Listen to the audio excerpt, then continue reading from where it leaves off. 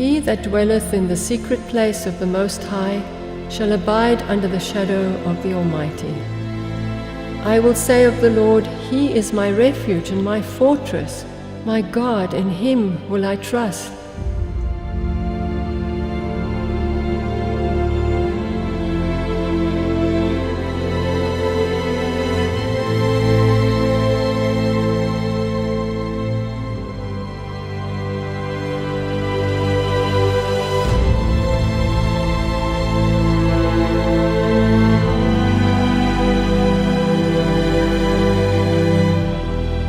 We have nothing to fear for the future, except as we shall forget the way the Lord has led us and is teaching in our past history.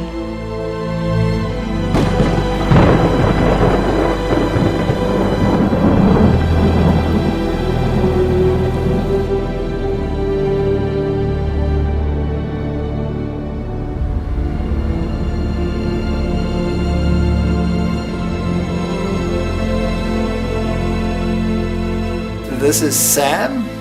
We call him Sam because we don't know whether he's a Samantha or whether he's a Samuel. And that will be decided when he lays an egg or not. So for the moment, he's just Sam.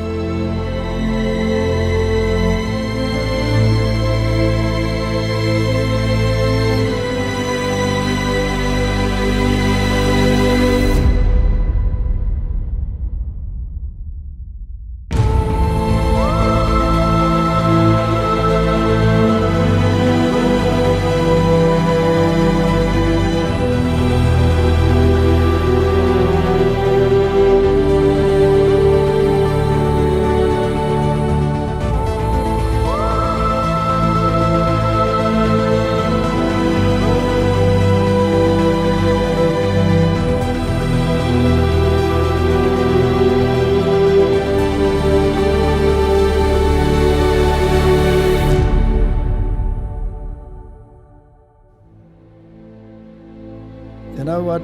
Every time that God opens doors that seem to be permanently closed, you get a little bit more Of His character. and faith in Him. Yes. And you start trusting in Him. And then when we started evangelizing together with Uncle Frenchie, we were so surprised to find that the greatest opposition to evangelization didn't come from the world, but came from the church. They were not always on the same wavelength. They weren't on the same page. And no matter what you talked about, whether you talked about the benefits of a plant-based diet, there were so many that were opposed to it that they would make the most noise. Whereas the people from outside, like the New Agers, and no matter what they were enthusiastic. But the church people weren't always enthusiastic, and neither were the leaders. Well, in fact, we were the first ones to start a fully plant-based diet in those days. In those days, yes. And so then when I was invited to Germany and started speaking on that, again, the opposition from within was greater than the opposition from without. And you read those statements in the spirit of prophecy which say we have more to fear from within than from without. And it suddenly becomes a reality. But every time you think that you've come to a dead end, God opens a door and He opens up a window.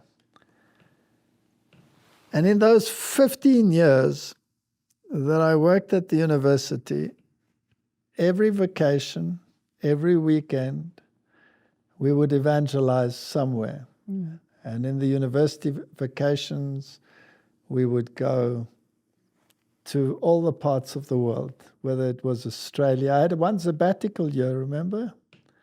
Yes. And we did a world tour. Well, that's actually you did all the other trips on your own. That was the first time that I was able to go with you. It was 2002, and we did basically all the continents, and we learned a lot. And other people had to take care of our children. Yes. And it reminded us of those pioneer days of this church, where all of those things took place. And wherever we came, there was opposition, tremendous opposition. Yeah.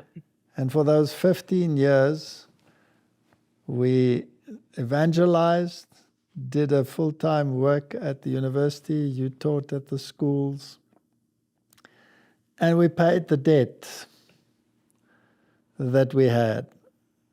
And we made a plan to get out of debt. Remember that we built a house? Yes. And how long did it take us? I think it was 3 years that 3 we years? built. We had no laborers. We did it ourselves. And I would do the inner construction, and you were? I would paint and do tiling. You did all the tiling in the house and the painting. And in those times when it was often very hard because you got so much opposition from particularly the church, you had two dreams that were very relevant to us and meant a lot to us, and we mulled them over as to what they meant. They were too crystal clear in order to be random dreams. Yeah. What was the first dream you had? We didn't, at that stage, we didn't want to tell anybody about a dream because people would think, they think they are, you know, they think they're in the category of prophets or something. No, we never ever thought that, and we never were. And we never are. But that doesn't mean that God can't encourage you with a dream. I think it was to encourage us, just for us personally. For us personally. The first one I had was you and I were walking, actually I was walking with another woman ahead of you down a lane, and there were trees on the side, and they looked like citrus orange trees type of tree, and some had fruit on and some had beautiful flowers, and they were all green, beautifully green. And then I went close to one of the trees that had flowers on, and as I tried to pick a flower, a huge adder with a horned adder came out, and it bit me in the hand. And I screamed and I called you, and you said, and you came and you ran and you took this adder off me and you threw it back into the bush, and it became a tiny little snake. A puny little snake. Puny little snake. And you said, don't worry, it can't hurt you. And then I looked at the trees and I saw, but wait, some of these trees were beautifully green and they had fruit, but some were green, but if you look underneath the foliage, and they had flowers, and you look underneath these flowers, it was a dead tree. So some trees were dead, they just looked good. But because they had been overgrown by a vine-like climber. A vine climber, and inside this vine was this snake. And for many years we didn't know what it meant. And then later I read that a tree symbolizes a man, a person, and that the church is the vineyard, or the orchard is the church. So in this orchard there are different people. Some of them are true living trees with fruit, and some of them are dead but look beautiful. Yes. But in them hides the sting of the serpent. Yes. And so it encouraged us to understand why some people in the church would want to hurt us, would want to be mean to us, would want to criticize, even take you to court for what you said. So it helped us. And the other dream was also a very interesting dream. I dreamt you bought a house for us to to move into. And we opened the front door, and the whole house was covered in a thick layer of mud and dirt and stuff. And I said, we can't move into this house. And you said, what's happened here? I don't know what's wrong with this place, but I don't know what happened here. And I said, I can't move into this house. And then the next minute you gave me a spade, and you took a spade as well, and you said, well, let's clean it up. And I said, I can't clean it up, it's too much work. And you said, just clean it up. And so we both started to dig and to clean up the place. To shovel out the dirt. Shovel out the dirt. And then we came down onto the floor, and as I cleaned the floor, I saw that it was a beautiful floor with, it looked like gems and stones, sparkling, beautiful. And we realized that that house is also the church, and that it is covered in dirt, and we have to clean it up. We have to shovel out the dirt. There must come a shaking, and then the floor can shine. Because it's so beautiful. The church has such beautiful truth, and it's so precious, and it's the apple of God's eye. It's a beautiful church, but it's been covered by the devil in dirt. And so that encouraged us too. Yes. Now, I don't normally dream any significant dreams.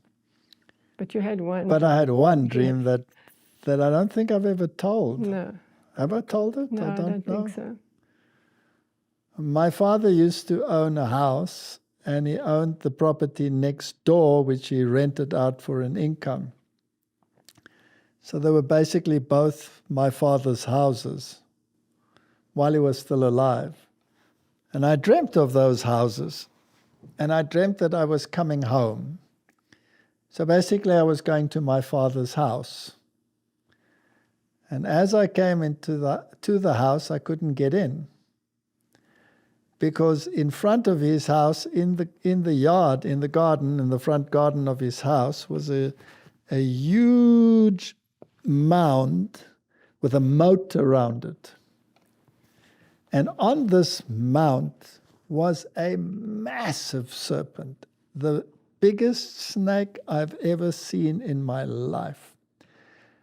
And the expression on the snake's face was one to behold, like a sly, smug grimace on that face, disgusting to look at. And around them, this moat was full of blood. And in this blood were the bones of dead people. And no matter how I would try to get into my father's house, the snake kept me away. It was too huge to fight.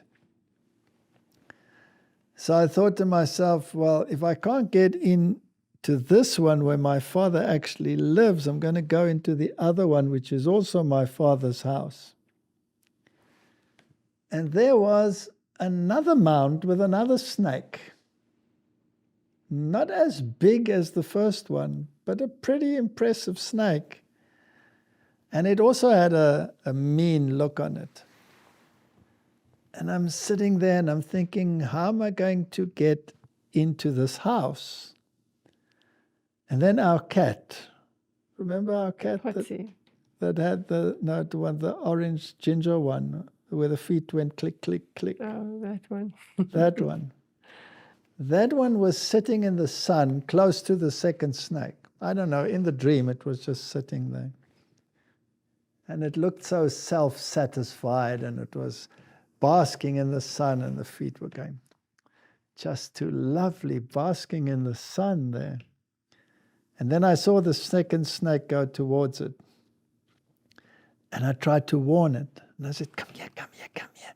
Psst, psst, psst, psst, psst. Come here, come here, come out of the way, get out of the way. That snake is going to catch you. But he was so happy basking in the sun. And I thought to myself, you're going to get hurt, you're going to get hurt. What am I going to do? And the next minute, that snake took the cat. The cat didn't have a chance. And I got so angry. I took a big club And I went and I bashed that snake. But it was too big, I couldn't kill it. And it slid away at a speed, and it went and snuck up against the other snake. And it lay there against the snake and said to me, well, try and get me now. I'm here under the protection of the second snake, the big mama snake. What are you going to do now? And I woke up. And I thought to myself, now what can that mean? 2 serpents, one very large, one smaller. And I don't know whether I'm right in my interpretation, but as far as I can figure it out, is that the one represents the mother of all the churches, drunk with the blood of the saints, the moat of blood around it, with the bones of the saints in it. And the other one represents the false prophet, the fallen churches. And the one basking in the sun is my church, feeling perfectly safe close to the second snake, just basking in the sunshine of acceptance. Nothing's going to happen to me. And that second snake, that false prophet, when if you don't watch it, is going to get you. So can you sit in an ecumenical council, and then when the trouble comes, that snake will go and cuddle up against the big one and say, we are one in the ecumenical council. But at least you got a stick. I got in a couple of bashes. I actually bashed the big one too, but it was too big for me to cope with. So actually that's the story of our life, trying to tell God's true people, don't go and bask close to the snakes. Mm-hmm. They're going to get you. You might think you're quite safe there, sitting in the sunshine, basking in the acceptance that you get from them. But they're going to get you. Mm-hmm. Stay away. And they were guarding the house, the way to my father's house. And in the same way, those serpents, those 2 snakes, the beast and the false prophet, are preventing people from coming to their father's house. And if we do not act accordingly, and if we do not accept or understand what the circumstances are, we can be caught, just like that poor cat. But those are the only dreams that we had that were of any real significance. It was just to encourage us that we were to carry on. We were to carry on and never give up. Never give up. Even if you see that your church is doing what it shouldn't be doing, you carry on. That doesn't mean that you should stop presenting the warning. The warning is, come away from that snake. Come away from that snake. Please, please just come away from that snake. It's going to hurt you. And let's hope that some listen and come away from the snake.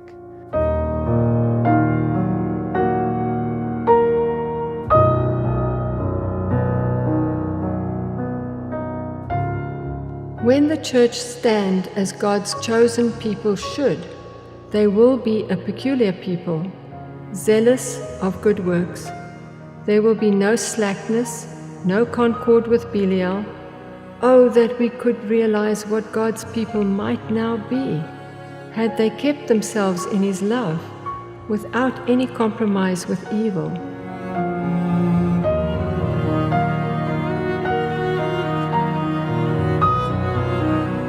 And had retained the peculiar character that distinguished them and separated them from the world. In experience, in wisdom, in true holiness, they would be years in advance of what they now are.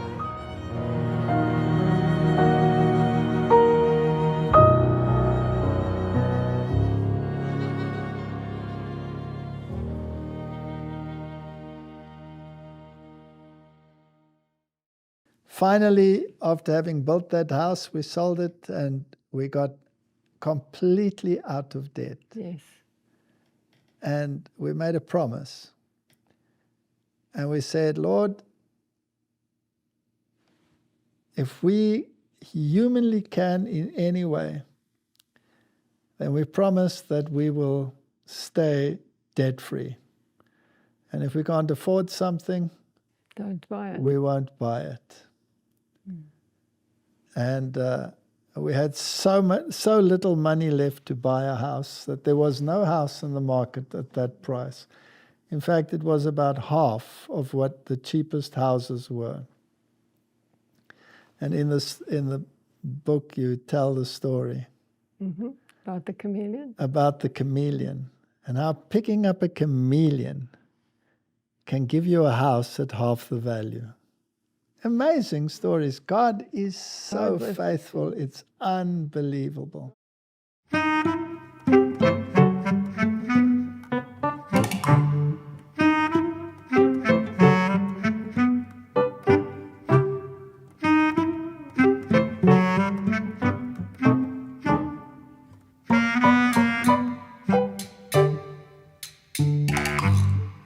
God has taken us out of places where we thought that we were not going to get out of it. Yes. And He took us out every time. And the opposition that we got because of our diet was so amazing, remember? And then at the university, I had the opportunity to do all that research. And I had so many students and received a grant from the Royal Society in order to educate all these students and bring them into the field of science and education. And the research that we did was on health and the effect of animal protein on the physiology of not only humans but also animals. And one of the projects came about in a very interesting way. A man came to me and he said, I watched one of your lectures where you say that protein, animal protein, has a negative effect on calcium balance. And I said, yes, I gave that lecture. He says, well, we in the industry have sheep that if they are fed in a stall, they develop skew legs. What do you think is the cause of that? And I said, I don't know. What do you feed the sheep? And he said, what they feed them lucerne and grains and animal protein, either fish meal or carcass meal. And I said, it's the animal protein that's causing the problem because it adds a high acid load and that leaches out the calcium. And he says, no, I don't think it can be that. Protein is protein. I said, no, animal protein is the one that's causing it, not the plant protein. And then he said, well, shall we do an experiment and see? So I said, yes, and we applied for money to do the research project, and the government agency that provides those grants said, you're crazy, we're not going to give you money for this. Protein is protein, and there's no logic in saying that the animal protein causes the problem.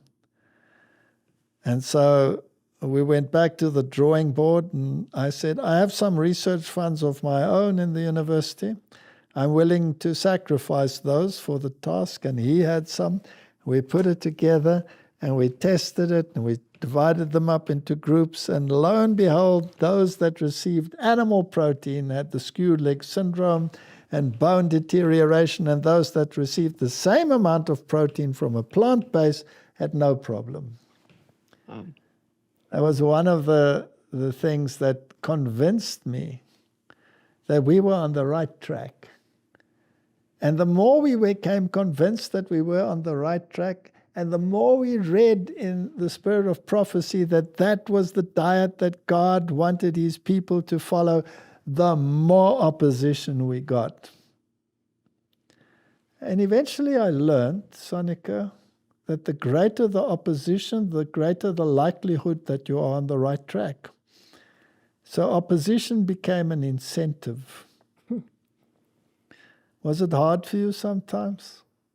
Of course it was hard for me, and it was hard for our children as well, because they were ostracized, they were mocked for their diet at school.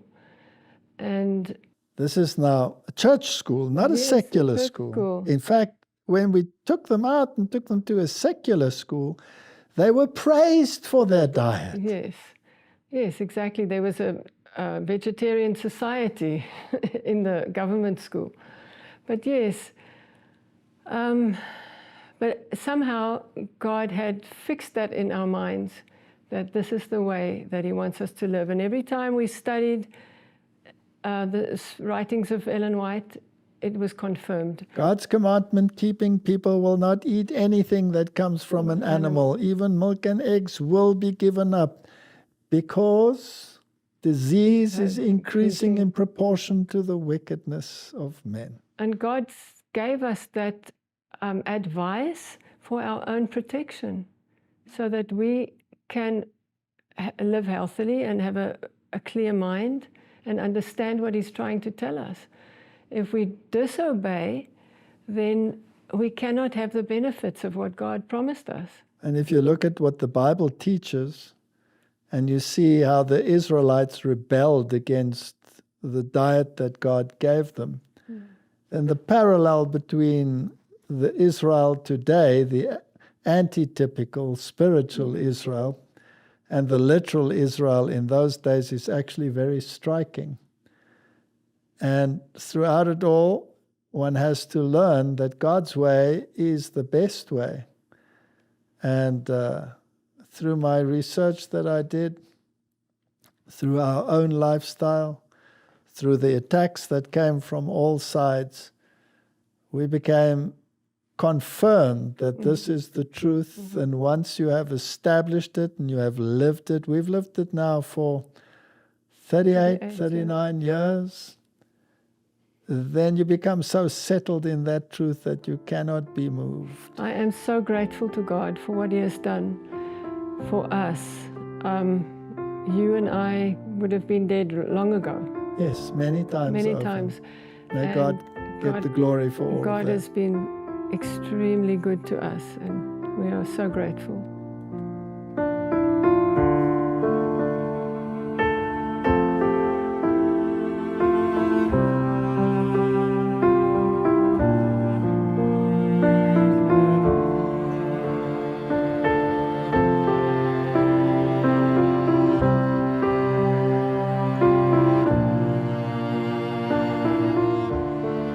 As a people, we have been given the work of making known the principles of health reform.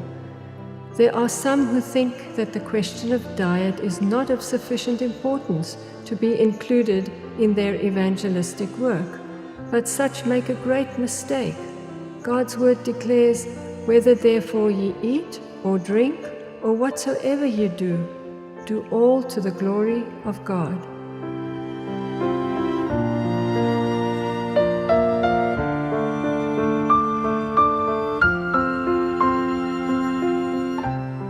Every day, men in positions of trust have decisions to make upon which depend results of great importance.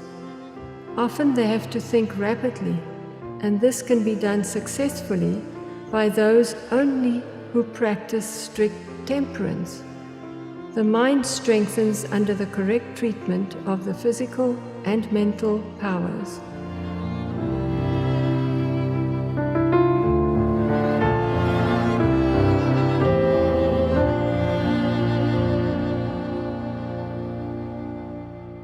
Well, Sonica, our children in particular didn't always have an easy time, right?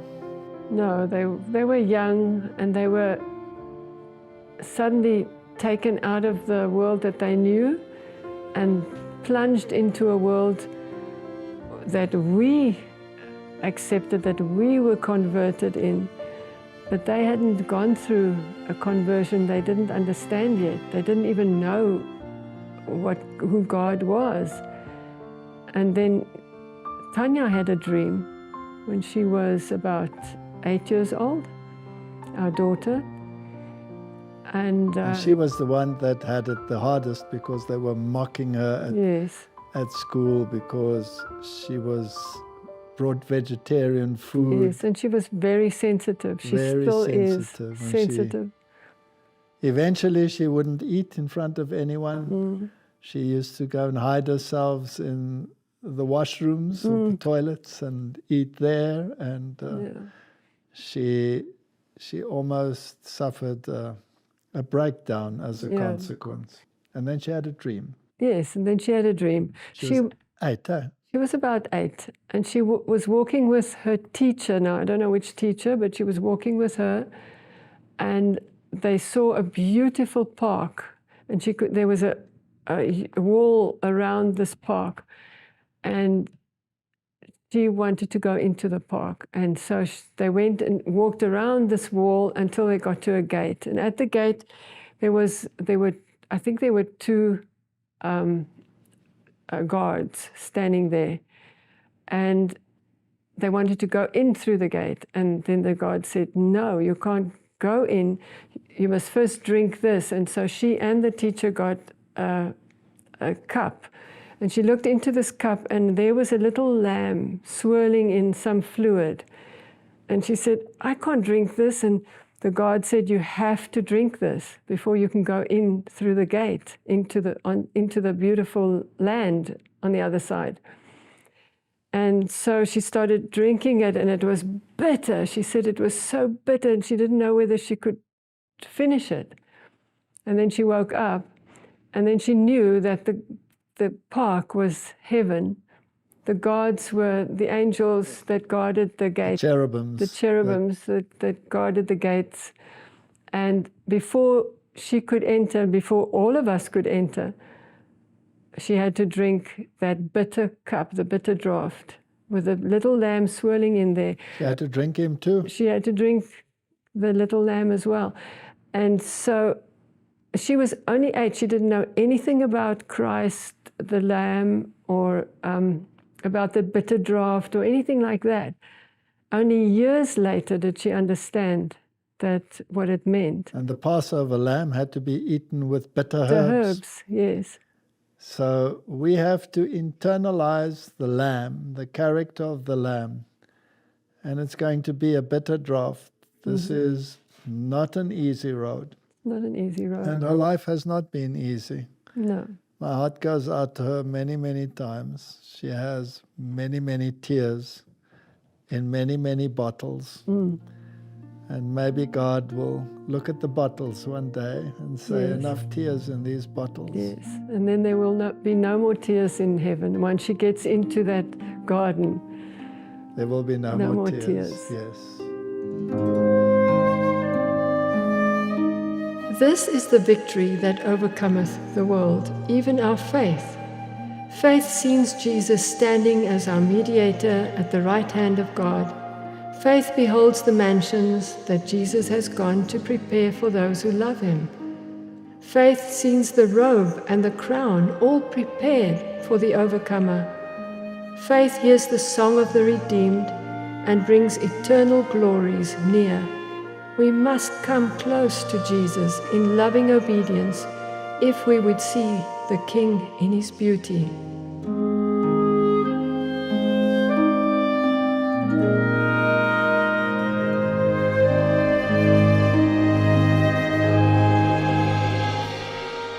And we've had quite a number of experiences where there have been many, many tears.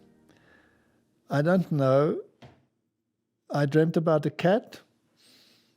And I think you are a cat with 9 lives. Because there were many, many times when you were at the point of death. And there were always times when I was involved in campaigns. Yeah. And I remember that I would say to you, I can't leave you. I can't go and do this campaign because I don't even know if I will see you when I come back from the campaign, even if it's one night. I remember the one night you were in hospital, and the doctor didn't have much hope that you would survive that night. And I said to you, I'm not going, I'm staying with you. And you said, no, I must go. God will take care of you. And I went, and God did take care of you. Yes. Yes, and that was such an important campaign, because at the end of that campaign, there were people baptized that later became evangelist himself, the person. Correct. But it took you months and months to recover. Mm-hmm. And I had to go to work, and you lay in the bed, and you had no strength, you couldn't move. And I used to bring you some food and put it next to your bed so that you could eat. Mm-hmm. And then I would go. And how God comforts people is just amazing. Eh? Yeah, I was very, I was depressed actually, because, you know, I was a healthy person, and then suddenly I was an invalid almost. And I was still asking God, if this is my doing, did I do something wrong that this happened to me? Because that's what people would say. Yes. If something bad happened to you, then it's like you the did time something. you broke your hip or whatever, they would say, well, what did you do wrong? Yes, that's the first thing they say. The first thing they said to me, what did you do wrong? Why is God punishing you? And so I was depressed at that stage, and I was, that one morning, you had left, the children had gone to school, and I took the food that you gave me, and you had given me some bread and avocado and fruit. And I heard something. Now, we had a big German Shepherd dog, and he was lying there, and I could hear, it wasn't a noise that he made, and we had a cat, and the cat was sleeping, and so I heard some kind of a sound, and the next minute I saw down the passage came a little squirrel towards me. And the squirrel had passed the dog, it had passed the cat, and they didn't wake up. Or they didn't react. Or they didn't react, because normally they would chase another animal. And so the squirrel came up to my bed, and it jumped right onto the bed, and I thought, wow, I've never seen this before, it's a wild animal. And it came right up, I had the plate on my lap, and it came right up to the plate and started to put its paws on the plate like this, and it looked at me. And I said to him, are you hungry? And I pushed a piece of bread towards him with avocado, and he took it and he started eating it. And then he finished it and went and lay on the couch and slept in the sun. And next to you, where was it? It was at the window, the couch. And the proof that he was there was the footprints of the squirrel, the green footprints of the avocado on the bed. And then after he'd slept for a few minutes, he got up and went out again. And again, past the dog, past the cat, they didn't see it. And so the next day, I started eating my bread again, and here comes the squirrel again, up on the bed, and I gave him his piece. And this went on for weeks until I was able to get up and go outside. And the very last day when I was up and I went outside and I looked up the oak tree, and there was the squirrel, and it was looking at me. And it came down the oak tree, ran up my leg, onto my shoulder, and down the other leg, and back up the tree. And then it was gone. I never saw it again. So it basically just came and said goodbye. So it encouraged you? It encouraged me, because I've never experienced such a miracle before, that God can use an animal. I remember that God used, and you love animals, I know you love animals. Yes. So he used squirrels and he used birds. Yes, another occasion he sent a bird to me. When I broke my hip, the bird came in through the window, and it sat on the pillow next to me, and it just hopped around and then went out and came back again. Wild bird. Wild bird from nowhere. So God takes care of our feelings through the small things in life. Yes. But they are so unusual that you cannot rationally say that this is chance. No, it's definitely not chance. And there I realized that God is a God of the small things too. I mean, He can make mountains disappear. He can move lakes. He can do anything, whirlwinds, fire. But He's in the small voice. He's in the small things too.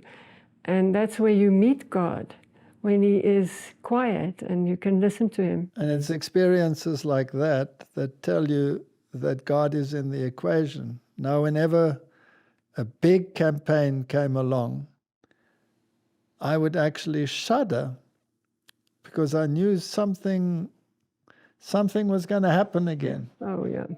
And normally it did. And sometimes I was so angry because I felt that God was permitting the soft target to be attacked. Why not bash me? Why bash you? Because you were already strong. I had to be made strong. I was weak. And God had to make me strong through trials.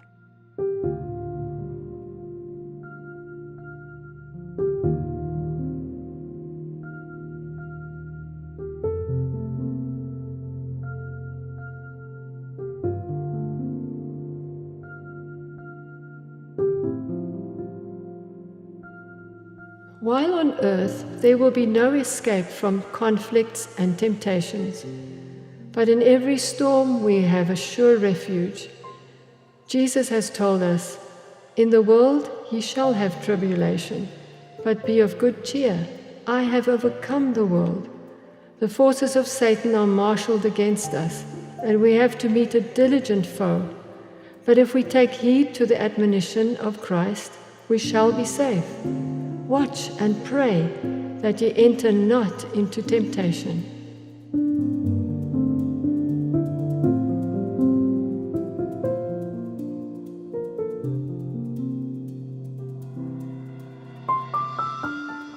But I learned to trust that God will take care of it.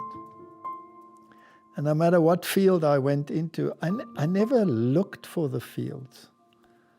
But the fields came to me, like my research on health, for example. I was thrust into it through miraculous things. I mean, the milk and cheese issue. You got sick, remember? And your ears... My eardrum burst. Your eardrums burst and you got terribly sick, and somebody said it's the dairy. And I said, nonsense, it can't be the dairy. Dairy is good for you. Then we read in the Spirit of Prophecy that dairy is not good for you and cheese should never enter the human stomach. And what is this all about? And then in my research, we researched it, and lo and behold, there it was. So being of this kind of mind where I would have to have proof for something, God miraculously always provided the proof. And the funny thing is, God put you back in the university where you could do the research. If you'd been on the farm, you wouldn't have done the research, and it wouldn't have meant anything. And this research is published in reputable journals. It's important. So nobody can say it wasn't done. And it had co-workers and co-supervisors, and it's amazing how God worked. And so when the whole issue of the occult world in which we were involved was raised, and the miraculous ways in which we received information about Freemasonry and all of these things, that we were astounded. And when we started talking about these things, why did we start talking about them? Well, the reason was we were steeped in atheism. Shouldn't atheists be reached?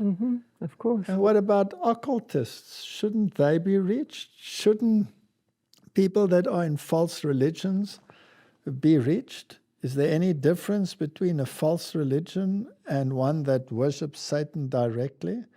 A deception is a deception. And if you can get the people to believe the truth, then it's worth the while. And if you do it, you will have opposition.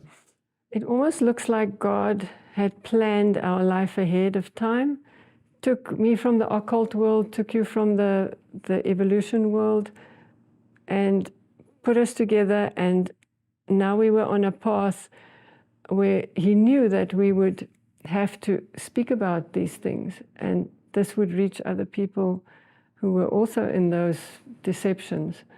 Yes. Now, unfortunately, as a result, we would talk about things that other evangelists would not talk about, and as soon as you touch a new subject, well, then you are in trouble, because everybody comes down on you like a ton of bricks. And because you speak about these things, they say you are too hard and you don't have love. That was the one thing that they always said. They always said you don't have enough love. You should only speak about love and about Jesus and his love. But I remember one day I gave a lecture, and it was in a church, in a big church. And it was a whole series of lectures, actually. And there were many people, and sometimes new faces pitched up. And you would ask yourself, why wasn't he here yesterday? Because yesterday laid the groundwork for today's lecture. Now, what am I going to do? Here's a whole bunch of new people. Am I going to repeat everything I said yesterday? And then I came to the conclusion, you can't repeat everything all the time. And I said to myself, if God saw fit that these people should come to this lecture and not have the preparation of the others, then I must trust that he has his reasons. Maybe the other lectures would put them off. I don't know what the reason is, why they would come halfway through a series. And I was giving a lecture on the New Age movement. And I just finished the lecture on the New Age movement when one of these brand new people in the audience jumped up, ran to the front, and jumped like the lame man that had just been healed. And he literally jumped up and down and shouted to the people and said, "This is the truth." He was a New Ager. And he needed that lecture. And he came out. And he had no other previous lectures. No other lectures. And he accepted the full truth because he got that lecture and not another one that wouldn't have interested him. And then the people would say to you, but that's too hard. You can't give that lecture. You can't say that. You mustn't say that. But you do reach people that need it. Exactly. And then we were in a city in the United States that was known to be a Freemason city. And we did a campaign, and 35 precious people accepted the truth. And then I was told by the church leaders that I was never allowed to speak on these issues. And I could show them in the Spirit of Prophecy where it says that when we study the book of Revelation, it will teach us to steer clear of secret societies. And I said, what do you do with that? So if you study the book of Revelation, it'll teach you to steer clear of secret societies, then surely secret societies are involved. No, you may not preach on this issue. And you receive so many threats and so many negative comments that you want to become discouraged at some stage. Yeah. When you started going overseas with your lectures, nobody had ever heard anything that you were preaching. It was totally new for them. And so that's why they opposed you. They had never heard these things before. But can you remember the time when the brethren overseas came down on you very hard, and you came back, and we were still on the farm? And what happened? Remember how you reacted? Yes, I was very discouraged, and I sat in a chair for a number of weeks, just basically staring ahead and saying to myself, I don't know why I should take this. Why should I be bashed like this every time I open my mouth? I'm not going to do this anymore. And I basically said to God, I'm done. I'm done. And then I read Jeremiah. And I read that Jeremiah said, I'm not going to speak in this name anymore. They treated him so badly. And he said, I'm not going to do this. I'm done. I'm not going to speak in your name anymore.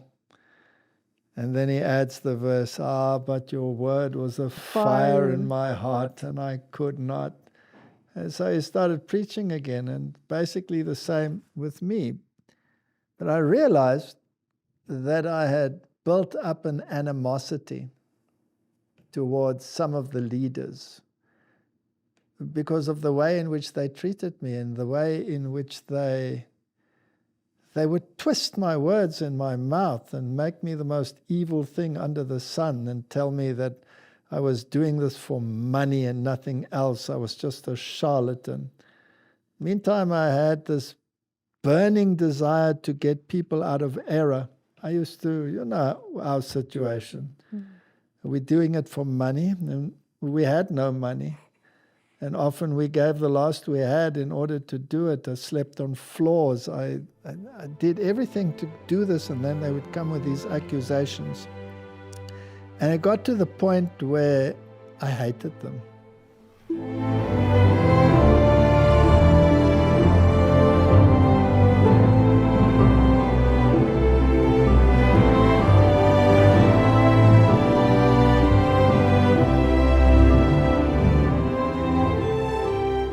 We must soon wrestle with the powers of the land, and we have every reason to fear that falsehood will gain the mastery. We shall call upon our churches in the name of the Lord to view this struggle in its true light. It's a contest between the Christianity of the Old and New Testaments and the Christianity of human tradition and corrupt fables.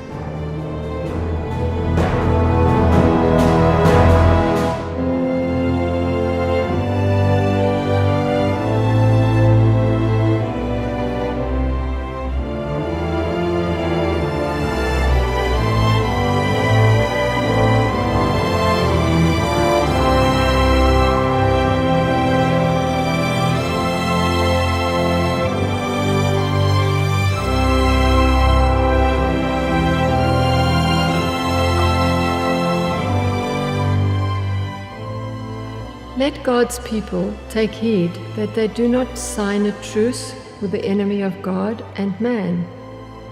The church is not to come down to take a position with the world in its ideas, opinions, and maxims.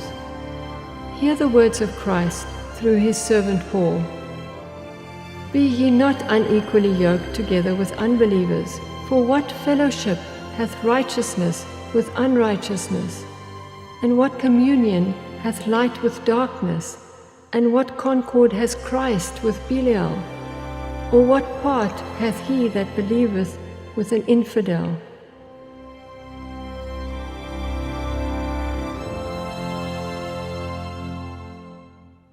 God spoke to me when I sat there staring ahead of me with all this animosity in me. And I read Jeremiah, and you went up the mountain. And then one day I said, God, I can't do this. I can't do this anymore.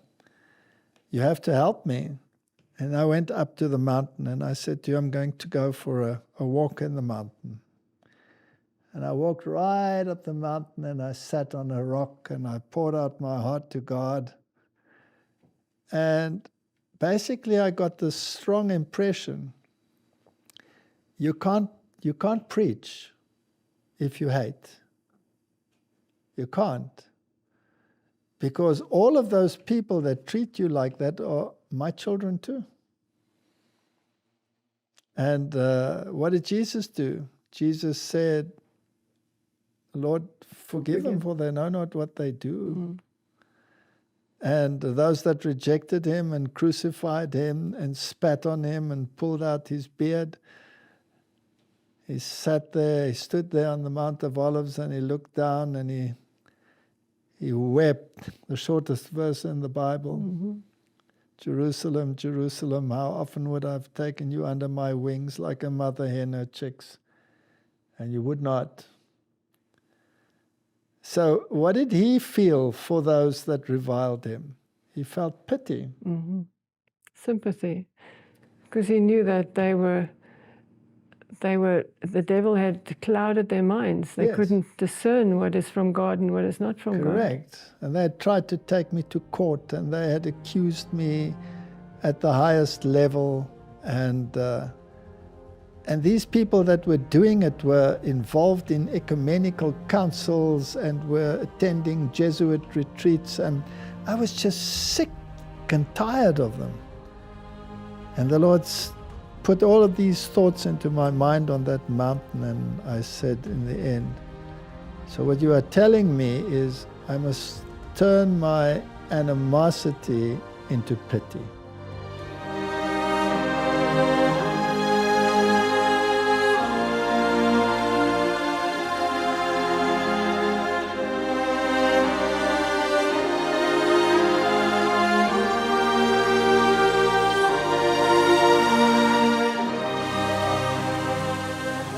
This world is not the Christian's heaven. It is the place in which to fit up for heaven.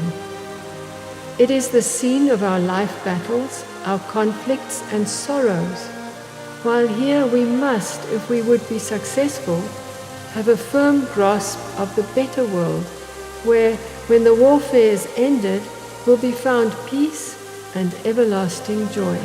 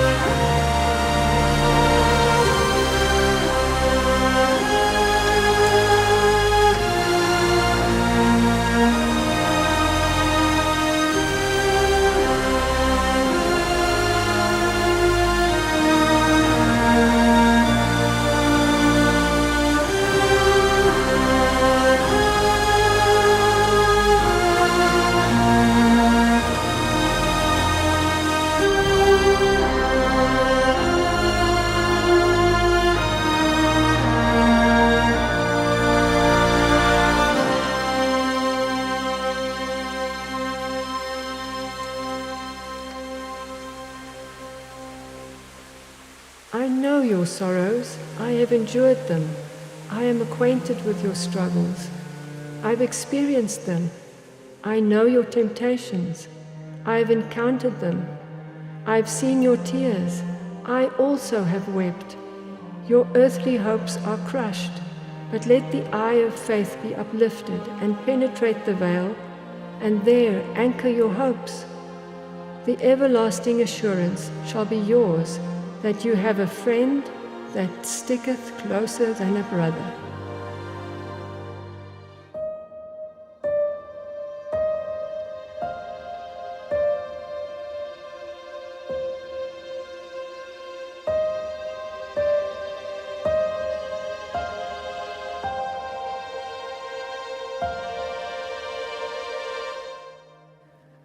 And I said, okay, if you will help me, then I will try and do that. And since that day, I felt sorry for them, because they know not what they do, because they're not fighting against flesh and blood, they're not fighting against me. They're fighting against the principles of God. It's God who says, come out and be separate. God doesn't say, I want you in an ecumenical council. It's God that says, I want you on a healthy lifestyle. It's God that says, stay away from the occult world. Don't go to those that peep and mutter. Shall the living consult the dead? It's God who says these things. It's not me who's saying these things. So if I take the rap for it, then it's not me that's getting the rap. It's the truth that's getting the rap. And if you get the rap for the cause, yes, then it actually improves your spirituality. Yes, and many times I thought, why should I stay in this church? And I remember the words of Jesus, do you also want to go? Ah, but you have the words of eternal life. This church has the truth. And if the truth is the truth, the way and the life, the word and the commandments, but they don't live it, does that make it less of the truth? No. No, truth is truth, right?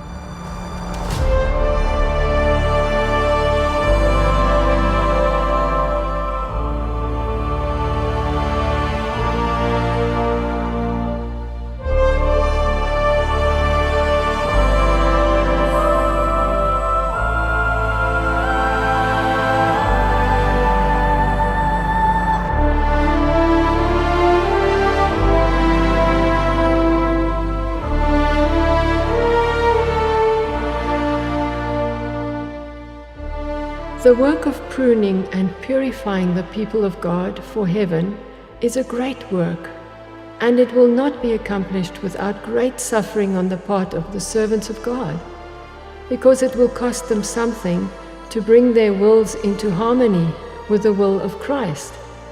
We must go through the furnace till the fires have consumed the dross, and we are purified so that we reflect the divine image.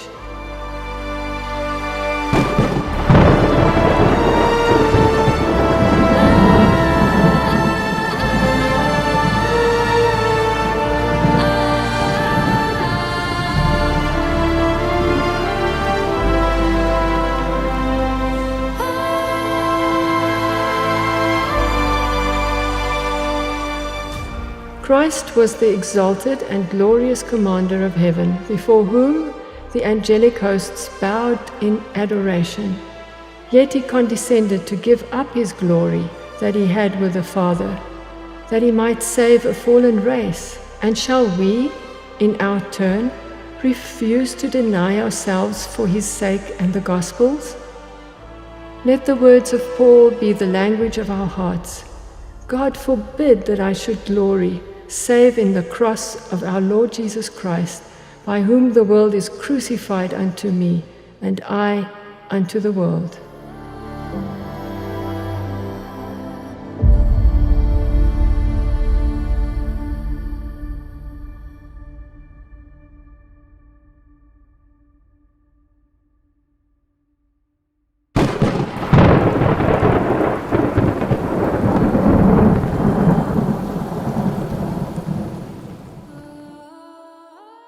Then you say to yourself, is it everybody? And then your dream. My dream? Yes, your dream. Many of the trees are actually full of flowers, but they're dead. Yes. But that doesn't make the other trees dead that are full of fruits. Have you met people in this church that bear fruit? Beautiful people. Most people we've met are beautiful Christian people. I've met more beautiful people in this church than I've ever met in my life. And I've met more horrible people in this church than I've ever met in my life. Yeah. But Manasseh, who sawed Isaiah in half, is he going to be in heaven? He'll be in heaven. He'll be in heaven, right? Yes, yes. So what if one of those revilers is actually in heaven? What will you do? Exactly. So what the heck are you doing here? Or will you go and give him a hug and say, I'm so glad you're here too? Yeah. So this church has the truth. And I believe it has the truth. And yes, it has some dead trees. And it has some false trees. And it has some who are just not there yet, and don't understand, and need a lot of love and attention and a hug too and compassion, and they will get there. So I always said, put glue on your posterior and sit. Mm-hmm. That doesn't mean that you have to attend apostate sermons. It just means that you stay in the body of Christ. Yeah. Because that's where the truth is.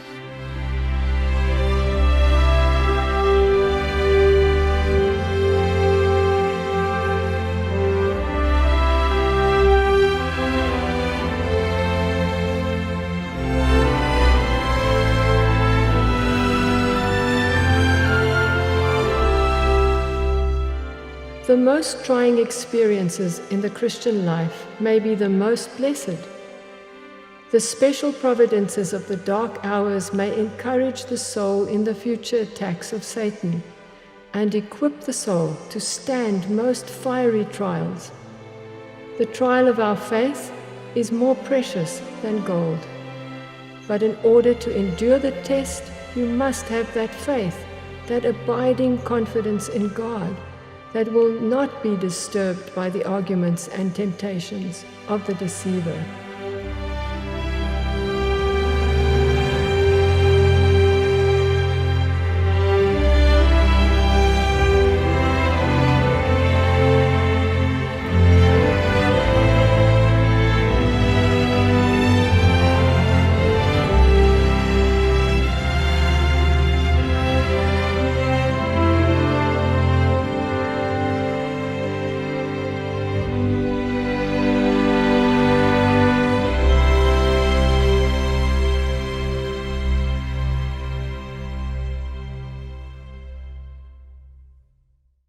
Did the same happen at the university where you were? Or did you also find that they were aggressive or mean to you? No, my colleagues were all evolutionists. I was head of a zoology department. Do you think they loved it that I stood for creation? No. No, they tried to undermine me wherever they could. And God was so gracious. For 15 years, He allowed one incident after the other. Sometimes it took a whole year where I was accused of something that wasn't true. And it would take a whole year for such a story to be set straight. And every time that the story was set straight, then things went well. Or sometimes I was accused and the students would come up for me. Mm-hmm. Especially the Muslim students. Yeah, especially the Muslim students. And it was amazing to me that students such as those would be the ones that would go and stand in the breach and protect you. And how God would remove opposition. I mean, it's amazing. You wrote some of the stories in the book, right? Mm-hmm. Yes. Yeah. It's absolutely incredible. One of the most amazing stories was when your colleague accused you and there was to be a hearing. Yes. That story is amazing. And he was to be the witness, the judge, and the executioner. Mm. And as he held his piece of paper with all his accusations on it in his hand, he fell over unconscious, and they carried him away. A young, fit man. And they had to have the hearing without him. And they read the list of accusations, and I said, but that's not how it was. Why don't we call in the witnesses? Why don't we call the students themselves? And I found out where, in what class they were, whether they were in whatever academic class at the moment, most of them. And we managed to arrange that they came over to witness to the panel. And I was completely exonerated. But things got so tough eventually that I said to the university, I do not want to work under these circumstances anymore. And so they asked me, please not to leave, but to transfer to the medical faculty. And so for the last 4 years, I was professor in the medical faculty, remember? Mm-hmm. And then the opportunity came where we could retire because the government wanted certain regulations in place where the old guard had to make way for the new guard. And so we could retire at a much earlier age than normal. And my evangelism had become so large that eventually I retired full-time and went into evangelism full-time. The Lord is very good to us. And many times when I was away on evangelism, you would be alone. And you'd have to sit with all the trials and tribulations and the children and quite a number of little disasters that struck you. Oh, yes, many. Yeah. What happened at that mole? Remember the story with the mole? Oh, the mole. That was a strange story. I was on my way I went down to the basement where the garage was, and I was taking the children to school, and the whole basement was flooded. And after I'd taken them to school, I phoned the plumber, and I said to him, come and check if there's something wrong. And I felt the water, it was warm water. So it was the geyser that was leaking, so I thought. So the plumber came and he said, no, there's no leak there. It's coming from somewhere underneath the floor, underneath the garage floor. And so he started digging and he found a place, you will not believe this, where a mole had gone from outside underneath the concrete foundation. They were very deep foundations. Yes, because it was a double story. And so he'd gone underneath there, he chewed his way through the concrete, and in the process he actually chewed through a pipe. Copper pipe that was coming from the geyser. So it was a hot water pipe. And so the hot boiling water must have killed him, because he found the mole lying there next to the pipe. But the holes were in the pipe. The holes were in the pipe, yes. And so he'd gone through that. And this plumber said to me, this is very strange, this is not normal. And then a few weeks later, a pipe burst. You were still overseas, and a pipe burst in the house, and the whole house was flooded. All the furniture was floating around, and I was working, and so the neighbor phoned me, and the neighbor said, come and see, the water's coming out of your house. And so again, I called the plumber, and he said, this is very strange. You've been having a lot of bad luck. And another time I was in Iceland doing a recording, and a troop of baboons. Yes, a troop of baboons came through our house. They managed to lift the sliding window. We had sliding windows, lift it off, and he went inside, and he went and opened another window. He's so clever. And the whole troop came inside the house, and so they opened the taps. Again, the whole house was flooded. He seems to love water, this enemy, right? Yeah, well, the world was destroyed by a flood, so maybe the devil thinks he can destroy us with a flood. So, yeah, it was always water And it damage. was always one turmoil after the other. One thing after the other. Why didn't you just say, I'm going to give up?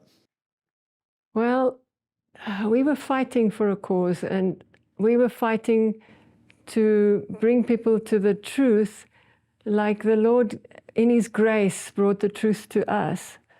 We wanted to bring the truth to those who are in the same world that we were, the occult world, the atheistic world, the evolution world. And the way in which God gave us information is often so amazing. How we got information about the occult world. Number one, I had all the information from your father. Yes. Then we had that amazing thing that happened in one of the great occult houses, where one of the channels spoke to us. The temple. And we were talking about Blavatsky, and I wanted the books in order to prove certain points. And he wanted to give me any other book but those, and I said, no, I want those. And then he said, aha, you want Blavatsky, then you have arrived. And then the very next thing that happens, you come to the church, and the church leader says to you, why do you talk about Blavatsky? Nobody knows about Blavatsky. She's not important. You are off the rail. But the top channel of the continent said, then you have arrived. And when Ellen G. White became the prophet of the last final church, Blavatsky came at the same time for the same time. Deception. And how in the middle of the night, Freemasons would bring us information. And how the Lord opened doors that we got pictures and proof of whatever we were saying. And so the series actually was always confirmed to me. And this is the truth. This is the enemy of God. What about the man that grabbed you into the closet? Yes. And gave you all that information? Yes, of how Catholicism and the secret societies are linked together. And how he sent that fax one night. And I heard the fax machine go. And it rolled down the passage. It was such a long fax and gave all the associations of the Masonic and the Catholic connections. Mm. And in the meantime, they tell the world that you should steer free of Freemasonry while they themselves are the rulers of it. So there are so many deceptions. And God in His grace gave us so much information. And it brought us into a lot of trouble. But why I trust that it is from God, that God gave us this information to expose the error and highlight the light, is because so many precious souls over the years have embraced the truth. And those to me are the fruits. If there are fruits, and some of those people are today members in good and regular standing, some of them working very hard to further the Lord's vineyard. In the end, we will be able to say, heaven was cheap enough. And no matter what opposition they throw at you, no matter what they say, this is the truth. And if you stick to it, then one day God will be able to say, well done, good and faithful servant.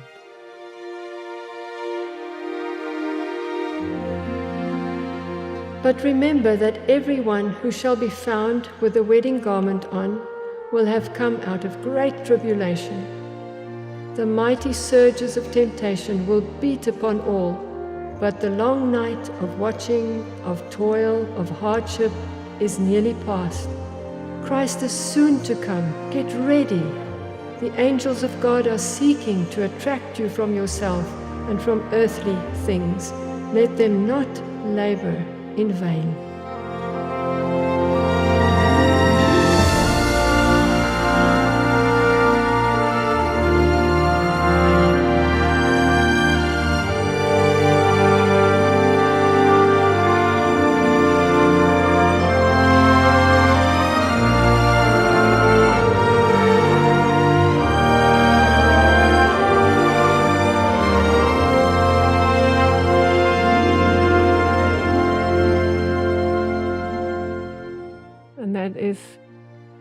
Has become our motto.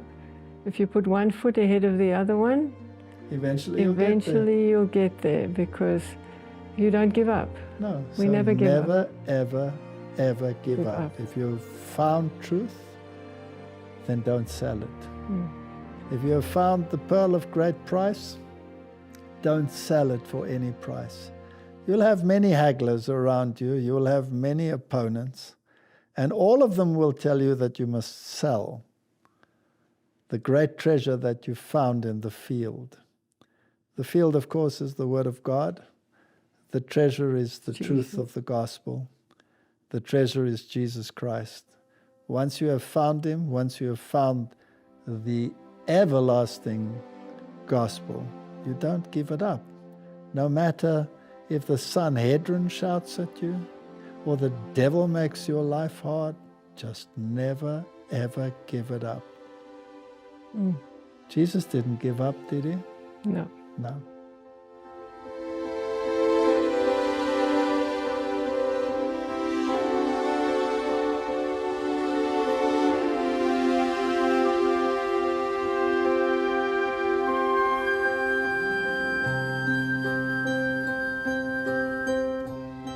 In the way that leads to the city of God, there are no difficulties which those who trust in Him may not overcome. There are no dangers which they may not escape. There is not a sorrow, not a grievance, not a human weakness for which He has not provided a remedy.